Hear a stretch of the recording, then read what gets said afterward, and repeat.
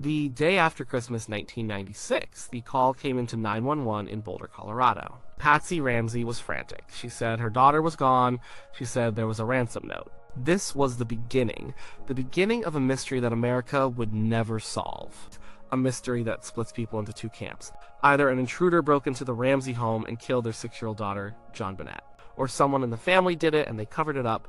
There is no middle ground. It's one or the other.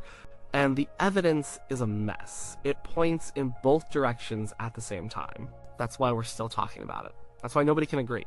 To understand why, you have to look at the same facts everyone else has been looking at for decades. You have to start at the crime scene. The Ramsey house was large. It was in an affluent neighborhood. When police arrived, it was not treated like a homicide scene. It was treated like a kidnapping. That was the first mistake, and it was a big one.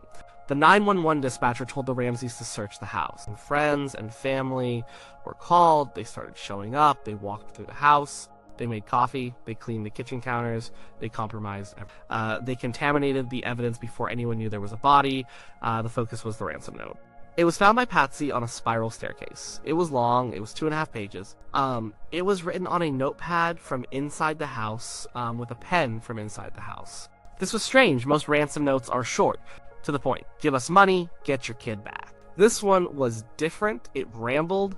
It was full of quotes from movies like Dirty Harry and Speed. It demanded a very specific amount of money, $118,000. It was almost the exact amount of a bonus John Ramsey had recently received from his company.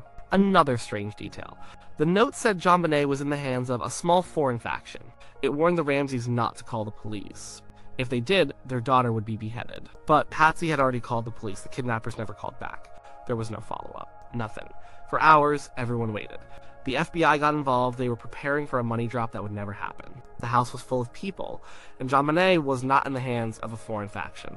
She was in the basement.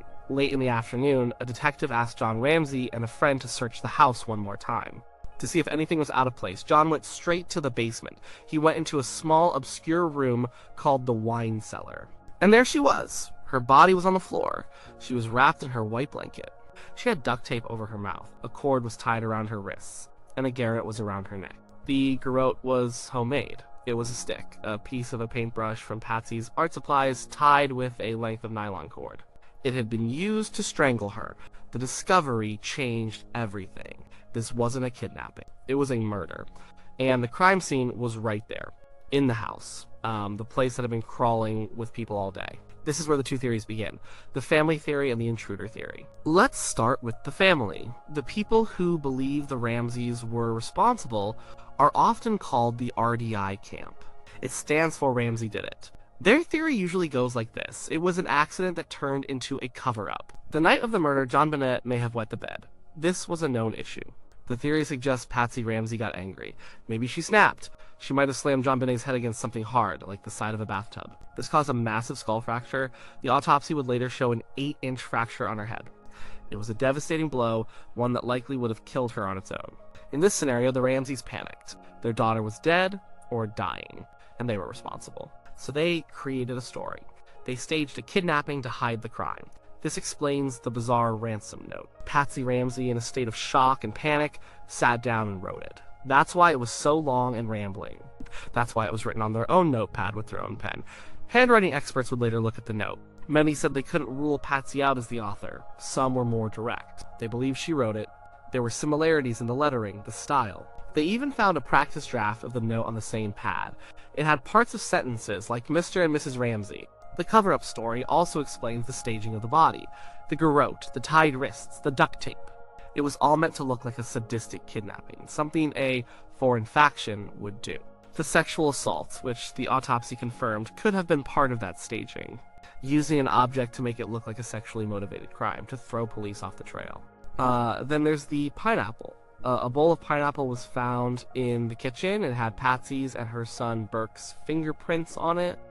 The autopsy found undigested pineapple in JonBenét's stomach. This meant she had eaten it shortly before she died. The Ramseys, however, said they didn't remember giving her any pineapple that night. They said she was asleep when they got home from a Christmas party. If she was asleep, who gave her the pineapple? It suggests she was awake, and that there was an interaction with a family member late that night. It's a small detail, but it contradicts the family's story. The behavior of John and Patsy also raised suspicion. They were not acting like typical grieving parents of a kidnapped child. They seemed distant to some observers. They hired lawyers almost immediately. They hired their own private investigators. They refused formal police interviews for months, instead controlling the narrative through television appearances, like an interview with CNN. Many people saw this as the behavior of guilty people trying to control the situation. The 911 call is another piece of the puzzle for the RDI camp. Patsy is on the line, hysterical. But after she thinks she's hung up the phone, the dispatcher stays on the line. For a few seconds, more can be heard. It's muffled. But some believe they hear John's voice saying, "We're not speaking to you." They believe they hear Patsy say, "What did you do? Help me, Jesus." And they believe they hear Burke, their 9-year-old son, asking, "What did you find?" The Ramseys have always denied this. They say Burke was asleep the whole time. But if he was awake, it's another part of their story that doesn't add up. And what about Burke? Over the years, another version of the family theory has emerged. It suggests that Burke killed JonBenét. In this scenario, he got angry with her. Maybe she stole a piece of his pineapple. He was known to have a temper sometimes. He might have hit her over the head with a heavy flashlight that was found in the kitchen. The blow caused the skull fracture. Then John and Patsy found out what happened, and they spent the rest of the night covering up the crime to protect their surviving child. This would explain everything: the pineapple, the head wound, the staged kidnapping, the parents' strange behavior. It was all a desperate attempt to save their son from the consequences of a terrible accident. This theory gained more traction after Burke gave some television interviews as an adult. Some viewers found his demeanor odd. He smiled while talking about his sister's murder. Psychologists have said this could just be a sign of social awkwardness or nervousness. But to many, it looked like something more. So the case against the family is built on a mountain of circumstantial evidence. The note, the pineapple, the stage scene, the lack of forced entry, the family's behavior. It paints a picture of a cover-up. It seems to make sense, but it's not the whole story. Now we have to look at the other side, the intruder theory. The people in this camp are called the IDI camp. It stands for Intruder Did It. Their argument is just as compelling, and it rests on one piece of evidence that is very hard to ignore: DNA. In 2008, new DNA testing was done. On JonBenét's long johns, where she had been sexually assaulted, they found a small amount of DNA. It was from a male. It did not belong to John Ramsey. It did not belong to Burke Ramsey. It did not belong to anyone in the Ramsey family.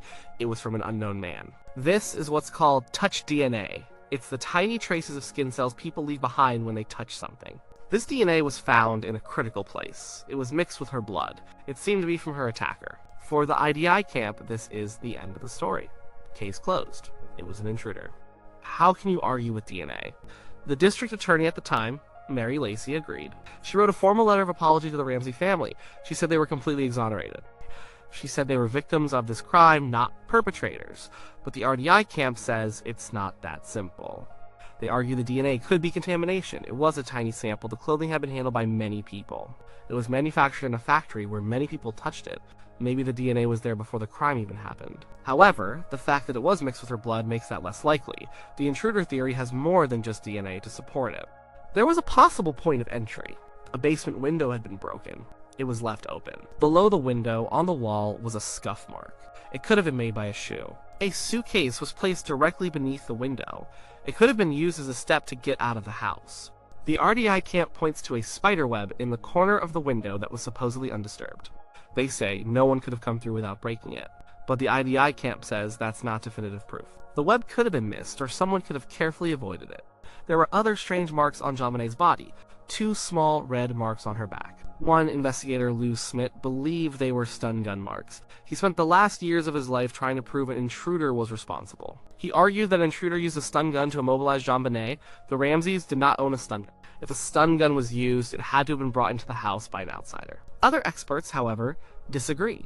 They say the marks are not consistent with a stun gun. They could be anything, even part of a toy. The ransom note, as strange as it was, could also be seen as evidence of an intruder.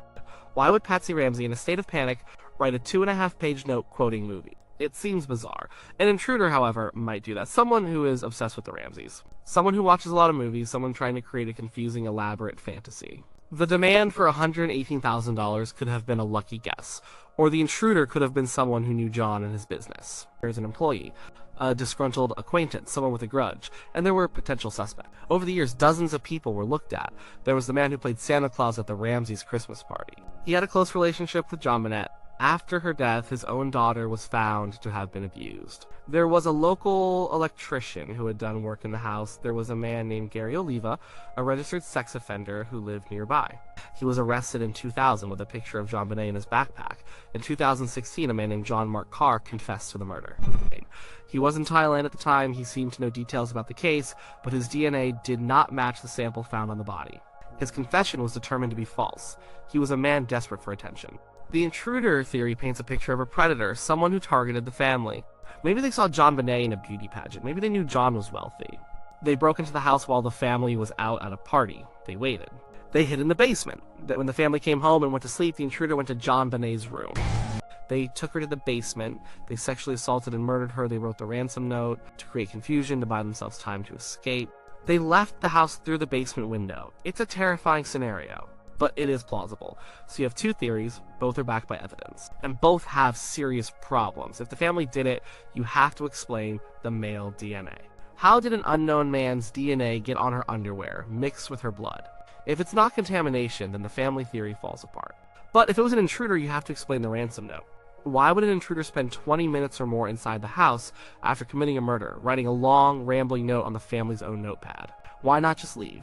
And why demand such a specific and relatively small amount of money? It doesn't make sense. This is the central conflict of the case. The DNA points one way. The note points the other. There are two solid pieces of evidence that seem to completely contradict each other. You can't believe in both. You have to decide which one is more important. Which one you trust more? The botched police work makes everything worse. The crime scene was a disaster from the start. Allowing friends and family to wander through the house destroyed potential evidence. Footprints, fingerprints, fibers, all of it was contaminated. John Ramsey finding the body himself was another huge mistake. He picked her up, he carried her upstairs, he removed the duct tape from her mouth. In his grief, he destroyed the integrity of the scene. The police should have sealed the house off from the very beginning. They should have separated John and Patsy and interviewed them immediately before they could talk to each other or to lawyers. Because of these mistakes, crucial questions will never be answered. Was there a footprint in the snow outside the basement window? We don't know, because it was trampled by the time anyone thought to look. Was there other DNA in the house? We don't know, because the scene was contaminated by a dozen people before it was ever processed. The legal system couldn't figure it out either. In 1999, a grand jury was convened. They heard evidence for over a year. At the end of it, they voted to indict John and Patsy Ramsey. They believed there was enough evidence to charge them with child abuse resulting in death. But the district attorney, Alex Hunter, refused to sign the indictment. He didn't think he could win the case in court. There was too much reasonable doubt. The DNA was a problem. The messy crime scene was a problem. So no charges were filed. The indictment remained sealed for years. It was a stunning decision. The grand jury, citizens who looked at all the evidence, said the parents should be charged. The prosecutor said no. This just added to the public confusion and frustration. So where does that leave us? It leaves us with a cold case. Patsy Ramsey died of cancer in 2006. She went to her grave claiming she was innocent. John Ramsey is still alive. He has always maintained that an intruder killed his daughter. Burke Ramsey is also alive. He successfully sued CBS for a documentary that accused him of the crime. He too maintains his innocence. The case remains open with the Boulder Police Department. Every few years, there's a new development. A new DNA test, a new documentary, a new book. But nothing brings us closer to the truth. The battle lines are still drawn, RDI versus IDI. The people who believe the family did it see a story of privilege and protection.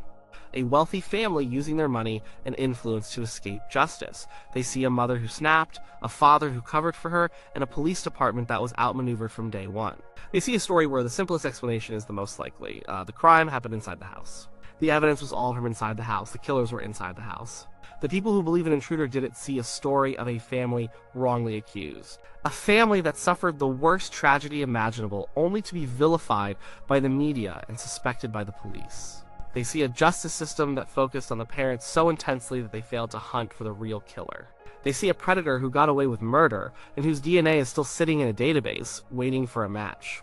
The truth is, you can build a strong case for either side. You can arrange the facts to fit your preferred narrative. If you focus on the ransom note and the family's behavior, the Ramseys look guilty.